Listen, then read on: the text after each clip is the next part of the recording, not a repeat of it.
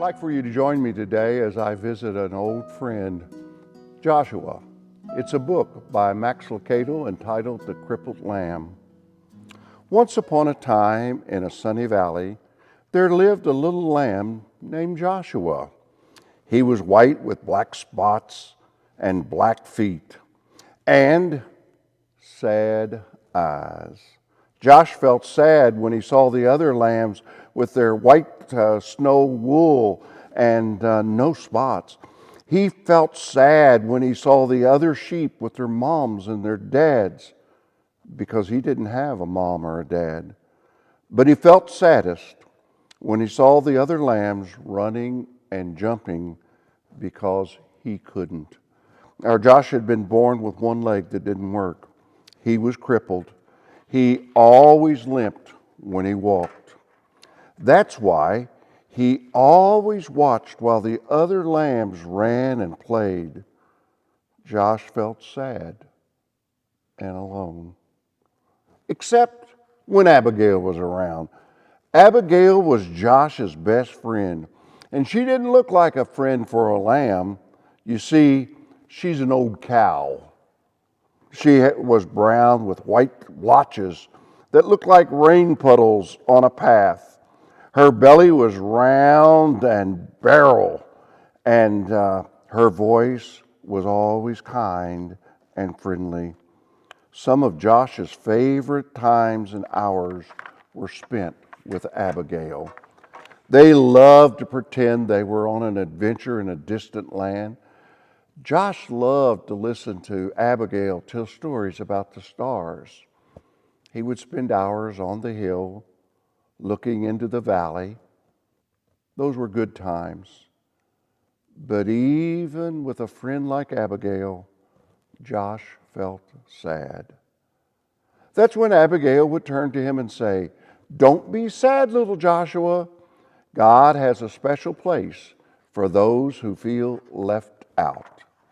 Josh wanted to believe her, but it was hard. Some days he felt alone. He really felt alone the day the shepherds decided to take the lambs to the next valley where there was more grass. The sheep had been in the valley so long that they nearly ate the ground bare. All the sheep were excited, and they told the shepherd, when the shepherd told them it was time to go to the next valley. And as Joshua watched as they were preparing to go to the next valley, he took his place along the edge of the group. But the others started laughing at him. "You can't go with us. You can't make it all the way to the valley. Go back, slowpoke. We'll never make it there if we have to wait on you. Go back, Joshua." That's when Joshua looked up and saw the shepherd standing in front of him. "They're right, little Joshua. You better go back. The trip's too long for you. Go spend the night in the stable."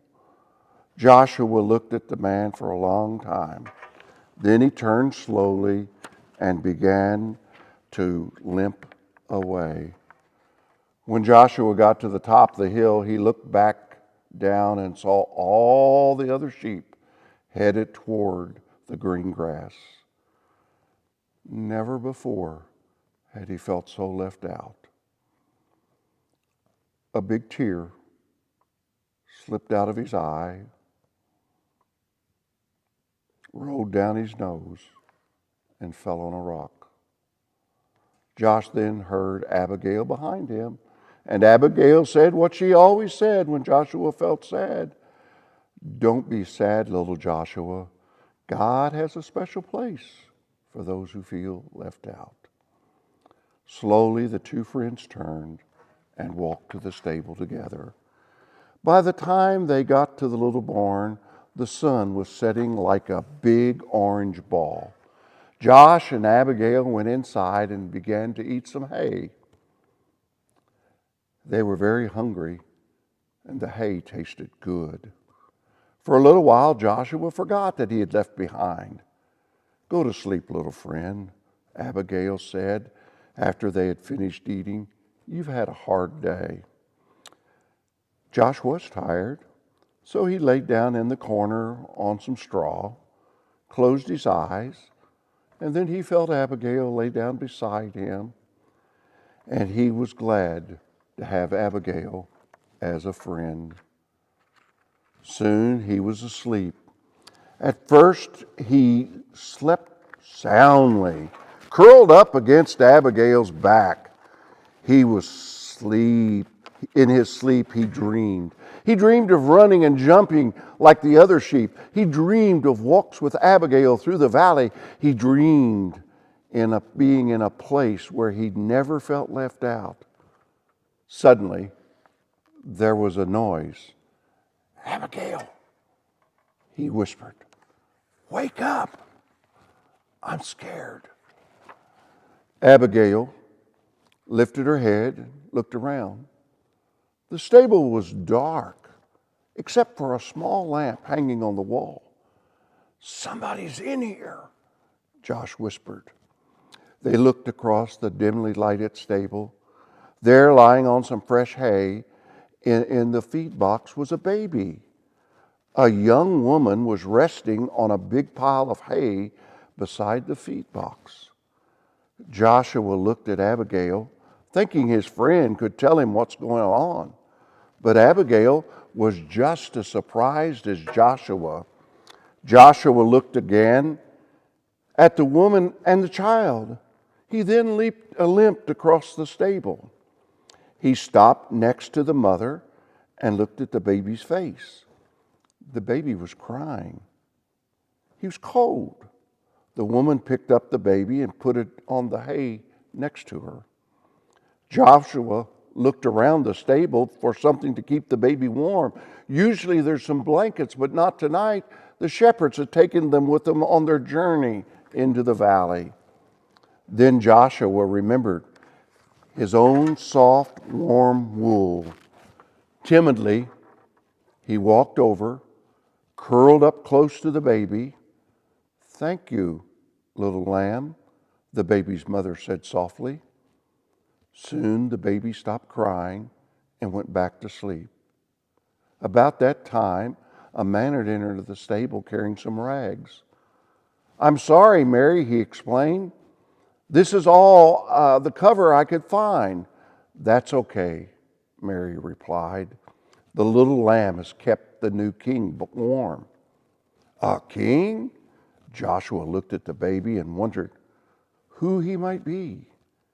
"His name is Jesus," Mary spoke, as if she knew Joshua's question. "God's Son, he came from heaven to teach us about God." Just then, there was another noise at the door. It was the shepherds, the ones who had left Joshua behind. Their eyes were big and they were excited. "We saw the bright light and heard the angels," they began. And then saw Joshua next to the baby. "Joshua, do you know who this baby is?" He does now. It was the young mother who was speaking. She looked at Joshua and smiled. "God has heard your prayers, little lamb. The little baby is the answer." Joshua looked down at the baby. Somehow he knew this child was special and that this was a special moment. He also understood why he had been left as a crippled, that if he had been like the other sheep, he would have been in the valley. But since he was different, he was in the stable among the first to welcome Jesus into the world. And he turned and walked back to Abigail, took his place beside his friend. "You're right," he told her. "God does have a special place for me." Thank you.